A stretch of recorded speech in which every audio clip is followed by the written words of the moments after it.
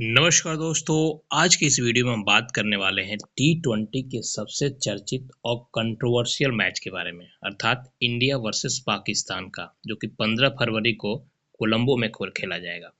और आज की इस वीडियो में हम डिटेल में बात करेंगे वेन्यू के बारे में, कौन सी टीम की स्ट्रेंथ और वीकनेस क्या है, कौन सी टीम का पलड़ा यहाँ पर भारी होने वाला है। तो चलिए आगे बढ़ते हैं और डिटेल में इसका एनालिसिस करते हैं। इंडिया वर्सेस पाकिस्तान के बीच में जब भी मैच होता है तो वो सिर्फ एक मैच नहीं होता है, बल्कि वो एक वार जैसा होता है। हमेशा हाई वोल्टेज और रोमांच से भरे होता है। दोनों टीम की शैली, रणनीति और मानसिकता अलग अलग है, इसलिए हर मैच में नया ट्विस्ट देखने को मिलता है। सबसे पहले बात कर लेते हैं इंडिया और पाकिस्तान के बीच में अभी तक हेड टू हेड कितने मैच हुए हैं। तो टी20 में टोटल जो मैच इंडिया और पाकिस्तान ने खेला है वो है 16 मैच, और इन 16 मैच में भारत ने जो जो जीता है वो 12 मैच है। और 12 जीतने के बाद पाकिस्तान जो है वो सिर्फ 3 मैच अभी तक जीता है। एक मैच जो था वो टाई हुआ था, लेकिन उसमें भी भारत ने बॉल आउट जीता था।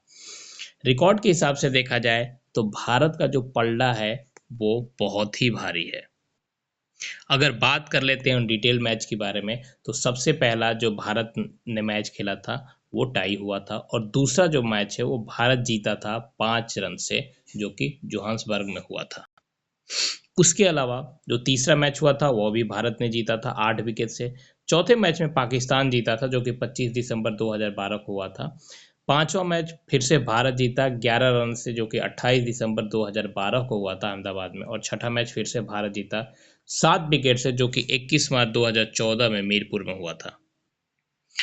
फिर से जो सातवां मैच हुआ था वो भारत जीता था 5 विकेट से 27 फरवरी 2016 को मीरपुर में हुआ था।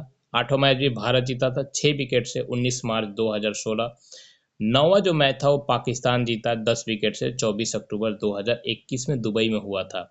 फिर 10वां मैच भारत जीता एक बार फिर दुबई में 28 अगस्त 2022 को 5 विकेट से। और 11वां मैच पाकिस्तान जीता था 5 विकेट से 4 दिसंबर 2022 को। अब अगर बात कर ले 12वें मैच का, तो उसमें भी भारत जीता था 4 विकेट से, जो कि 23 अक्टूबर 2022 को मेलबर्न में हुआ था। 13वां मैच भी भारत जीता था 6 रन से 9 जून 2024 को। 14वां मैच भारत जीता था 9 विकेट से 13 सितंबर 2025 को दुबई में हुआ था। 15वां मैच भी भारत जीता था 6 विकेट से 21 सितंबर 2025 दुबई में भी हुआ था। और लास्ट जो 16वां मैच था वो भी भारत 5 विकेट से जीता था, जो कि 28 सितंबर 2025 को हुआ था दुबई में। तो दोस्तों, अगर बात करते हैं हम हेड टू हेड की, तो यहाँ पर भारत की जो पकड़ है वो पाकिस्तान पर बहुत बहुत ज़्यादा मजबूत है। अब बात कर लेते हैं दोनों टीम की स्ट्रेंथ और वीकनेस के। जो स्ट्रेंथ और वीकनेस है वो मोस्टली मैच, जो भी मैच इन्होंने खेला है उसके बेस पे मैंने बनाया है।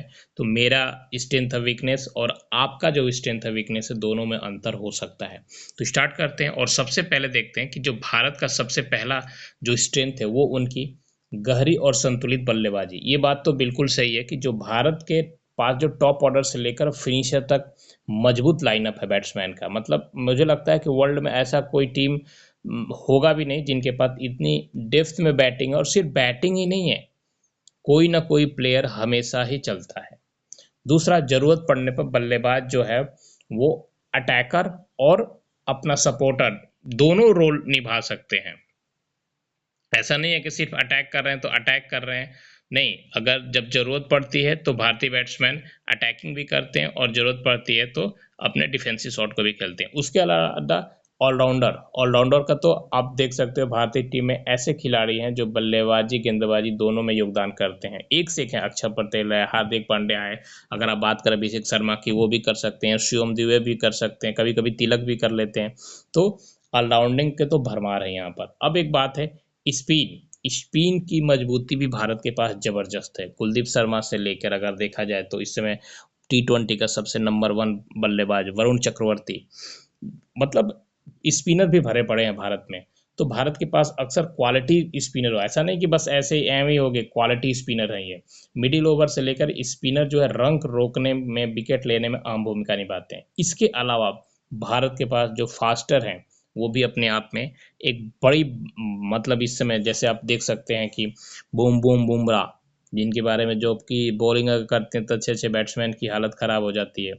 तो उसके अलावा भी एक से एक बॉलर हैं जो कि भारत में अच्छे खास करते। अर्शदीप सिंह को आप ले लो, हर्षल पटेल को ले लो, लेकिन इसमें इस समय अर्शदीप सिंह है, बुमराह है, तो भारत के लिए एक बहुत ही बेहतरीन स्ट्रेंथ है ये। बड़े मैच का अनुभव भारत के मोस्टली जो प्लेयर्स हैं ना आईसीसी टूर्नामेंट में, भारतीय खिलाड़ियों के जो एक्सपीरियंस है वो बहुत ज़्यादा है। तो कुल मिलाकर अगर देखा जाए तो भारत टीम के पास ताकतों का भरमार है। भारत की वीकनेस की अगर बात किया जाए तो भारत की एक वीकनेस जो मेरे को देखी है वो डेथ ओवर में कई बार आखिरी जो ओवर है ना उसमें रन लीक होने की समस्या थोड़ी सी देखी गई है। हर बार तो नहीं, लेकिन मोस्टली मतलब देखी जाती है। और दूसरा एक और है कि जब स्टार्टिंग में कुछ विकेट्स गिरते हैं ना तो फिर विकेट्स जो है वो कंटिन्यू गिरने लगते हैं, लेकिन इसके बावजूद फिर जैसे उनकी ताकत है कि हर प्लेयर कोई ना कोई जरूर चल जाता है। तो भारत की वीकनेस के बारे में यही कहूँगा कि जो डेथ ओवर में गेंदबाजी का थोड़ा सा दबाव है वो थोड़ा सा देखने को मिलता है। अब बात कर लेते हैं पाकिस्तान टीम की ताकत की। तो देखिए पाकिस्तान टीम जो है वो स्टार्टिंग से ही उनके पास जो गेंदबाजी, उनके जो फास्ट बॉलर है वो अभी से ही उनकी हिस्ट्री यही है कि उनका जो फास्ट बॉलर है वो उनकी ताकत रही है। पाकिस्तान की सबसे बड़ी ताकत उनकी फास्ट बॉलिंग की यूनिट है। नई गेंद से जल्दी विकेट निकालने की क्षमता उनमें देखी गई है। आक्रामक ओपनिंग, वो आते हैं तो उनको ऐसा लगता है कि मैच को तुरंत जिता कर जाना, और वहीं यही आक्रामक इनकी कमजोरी भी बन जाती है। तो एक बार ओपनिंग उनकी जो वो आक्रामक होती है। अनप्रेडिक्टेबल गेम, एक चीज़ तो पाकिस्तान के गेम में देखा जाता है कि वो प्रिडिक्ट नहीं किया जा सकता है कि वो किस बेस में और कैसे खेलेंगे।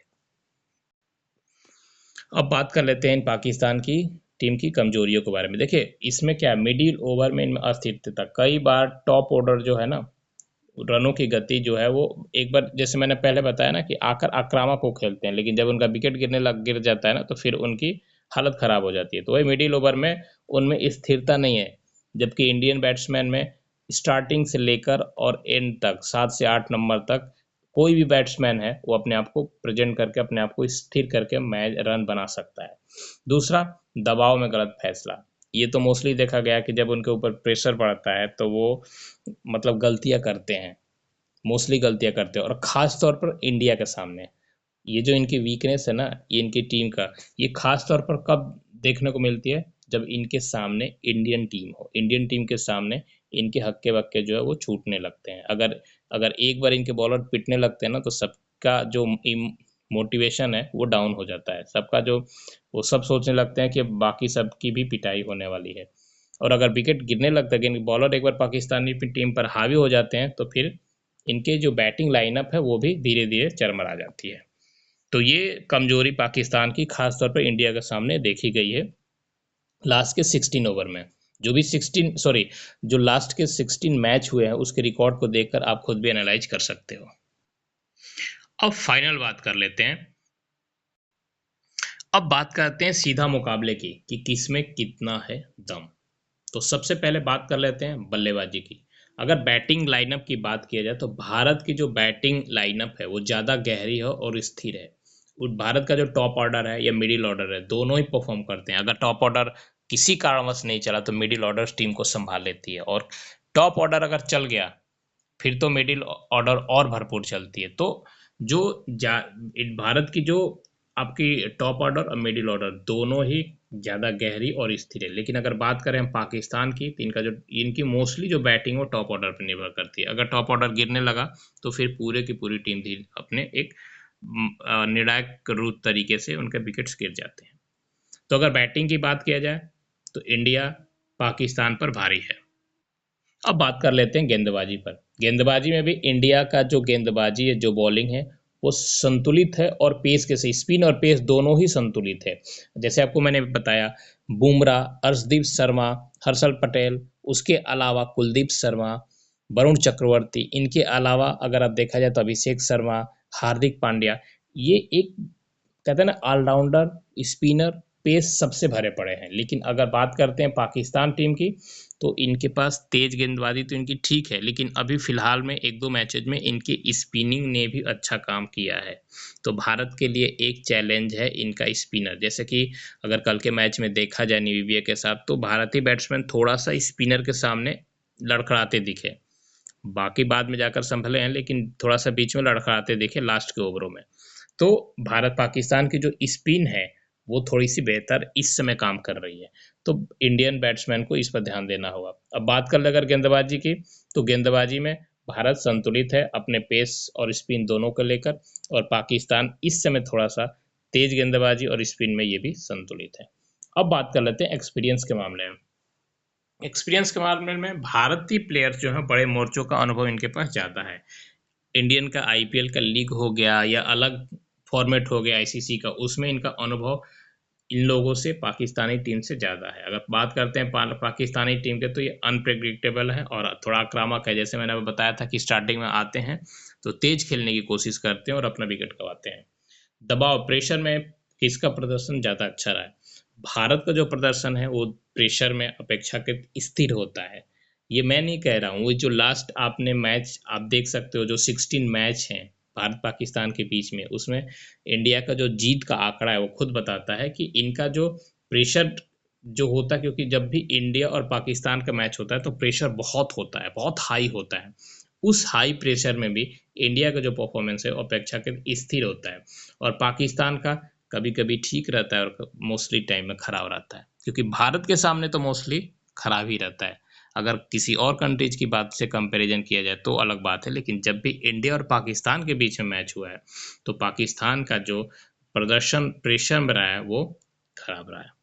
तो दोस्तों ये था एक इंडिया वर्सेस पाकिस्तान के बीच में आने वाले मैच से पहले का एक कंपैरिजन। हो सकता है कि ये कंपैरिजन में कुछ गलतियां हो, लेकिन मैंने जो ये डाटा कलेक्ट किया वो डाटा कलेक्ट करने के बाद आपके सामने इसको प्रस्तुत करना उचित समझा हूं। अगर आपको ये वीडियो अच्छा लगा हो तो वीडियो को लाइक कर दीजिएगा, चैनल को सब्सक्राइब कीजिएगा। अगर इसी प्रकार के मोस्ट और स्पोर्ट्स के खबरें जानना चाहते हैं तो इस चैनल को सब्सक्राइब कर लीजिएगा। मिलते हैं आप सभी के साथ एक नए वीडियो में, जहां पर मैं भारत वर्सेस पाकिस्तान के बीच में होने वाले विश्व वेन्यू मैच जो कि होने कोलंबो में होने वाला, उसके बारे में डिटेल में बताऊंगा कि वहाँ पर बैटिंग सही होती है कि वो बैट्समैन के लिए अच्छी पिच है, या फिर बॉलरों के लिए अच्छी, स्पिन के लिए है कि फास्ट के लिए, और हाईएस्ट स्कोर वहाँ पर क्या बना है। तो मिलते हैं आप सभी के साथ नए वीडियो में, तब तक के लिए thank you and take care.